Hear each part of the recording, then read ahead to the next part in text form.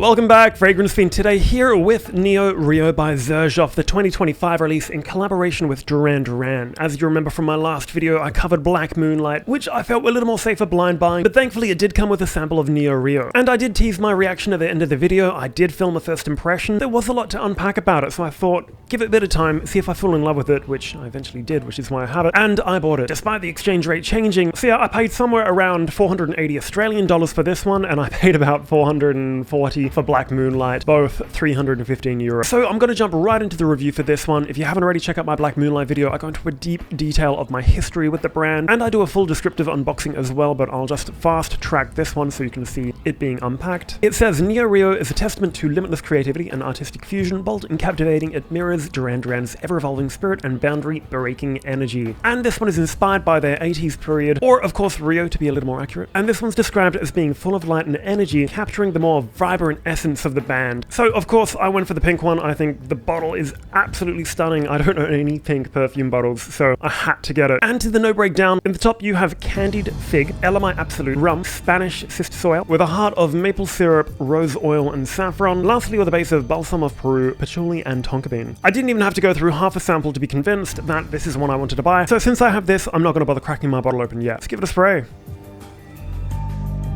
Wow, just every time I smell this, it's like it's the first time I'm smelling it. It honestly just transports me to an island or a yacht while being served a very dark tropical cocktail. Very elegant and refined, you can smell it through the air. The opening is absolutely dominated by that intoxicating rum accord, blended in with a few resins in the Elemi. The one singular reason I didn't buy this one, because honestly I loved the bottle, I loved the vibe. The one thing that actually originally stopped me from buying this was the note of fig, which is so incredibly overdone. So many brands are doing it now. It's the exact same molecule everybody's using, and there's not much distinction between them, no matter what other notes they put in there, but this is just built different. I don't want to go over naturals and synthetics. Obviously, for fig, they do have to resort to synthetic molecules, but the way they've actually either created this from scratch, or they've managed to refine it, still making it quite rich, but without that plasticky undertone I often smell in many fig-based scents. The one thing that does creep in quite early from the heart is the maple syrup. I've said it before, I'm not massively fond of extreme gourmands or very syrupy fragrances, and this one really does teeter on the edge of being just enough. If it was any more syrupy or any more sweet, it would just become almost medicinal. But the blend, the ratio could not be any better. And this is what makes this fragrance an absolute winner. It's a versatile fruity gourmand that smells luxurious, and it's just so accessible, maybe a slight hint on the feminine side. I just feel maybe women are going to be a little more inclined to probably appreciate this one. Which brings me onto the nose row, which is actually quite minimal, just adds a hint of that sweet texture without it being jammy. But it is definitely a layer which enhances the scent as a whole and gives it a bit more of a natural sensation. And to another note which I was a little skeptical of, which is so overused, is saffron. There's been so many releases lately which just overkill a fragrance with saffron, but I'd pretty much repeat what I said about the fig. They've just done absolutely perfect. They know how to blend their fragrances, and they're not afraid to be distinct and stand out and not go by what the consumer kind of expects at this point. Throughout the dry down though, the booziness of the rum accord is very resilient, and that will pretty much be the last thing standing as well, from a top to your base. So yeah, even though it is a top note, it does not evaporate off me. NeoRio as a whole is definitely a tiny bit of a roller coaster where it does actually take a few left turns. It goes up and down and changes all throughout, and you'll notice little subtleties every time you wear it. Then after the first hour, the patchouli and Tonka bean welcome themselves in to deliver another layer of warmth and almost bitter sweetness and earthiness. There really is quite a lot going on at once, but at no point does it ever feel confusing. You feel really welcomed and warm. And even from this one little sample, which I wore one spray a day, people could smell it on me passing by, let alone the perfume itself. A lot of people asked what I would compare Black Moonlight to, and honestly, I couldn't really come up with a good example, and the ones which Fragrantica says it's close to, it does not smell like them at all. I'm not going to say it's the most distinct fragrance in the world. It is a little bit more on the mass appealing side, which is probably why this one has been the center of the marketing campaign. I feel like Black Moonlight did have a little bit of a backseat when it came to the promotional side. The scent itself, like if you showed me the fragrance without showing me the bottle, I think pink or purple, it's just a mental association for me. When I was reading up about the fragrance, before I saw the note breakdown, I saw the vibrant neon green, yellow and orange, and I thought this was going to be a bit more of a uplifting citrus scent, a little more on the lighter side, but no, it is actually quite a heavy, borderline fruity gourmand. But definitely on the boozy side. I'm not going to compare it to Tony Iommi, but the two would layer absolutely incredible with each other. But yeah, I'm not really one to buy like mass appealing fragrances anymore. I prefer the more artistic, experimental ones, which you'll be seeing more of very soon. But being a Duran Duran fan and the fact that I actually like this scent quite a lot, I decided to buy it anyway. Is it worth spending 315 euro? It's totally up to you. I mean,